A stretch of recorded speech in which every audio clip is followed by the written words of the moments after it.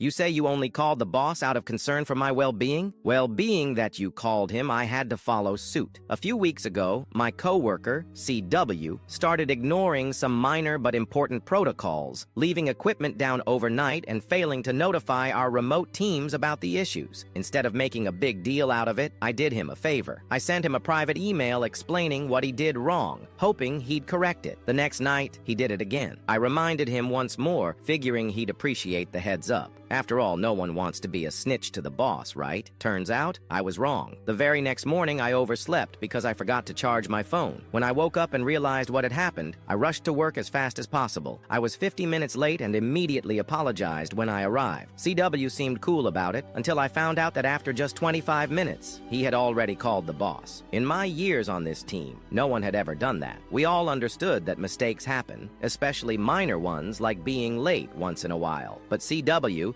ever the concerned colleague, called our boss at 7:10 a.m. on a Saturday, claiming he was worried about my well-being. Even my boss was confused. He told CW to wait it out, sure that I'd show up soon. When I arrived, my boss reassured me that it was no big deal and admitted he had no idea why CW would even call. What could he do about it at 7 a.m.? Then my boss brought up something else. He asked about a piece of equipment that had been left down for over 6 hours. At that moment, I had no choice but to come clean. I explained that I had already emailed CW about it and that he repeated the mistake the very next day. My boss, now seeing a pattern, asked me to forward the emails to him so he could address it directly. He also asked me not to shield CW anymore because covering for him made the entire team look bad. At that moment, I realized something. CW had no problem throwing me under the bus for being late one time, so why should I keep covering for him? Since then, every mistake CW makes goes straight to the boss. I never realized how many things he screws up until I started paying attention. His errors are far more frequent than I expected, and I make sure our boss sees every single one. I don't talk to CW much these days, but I do find myself curious about his well-being.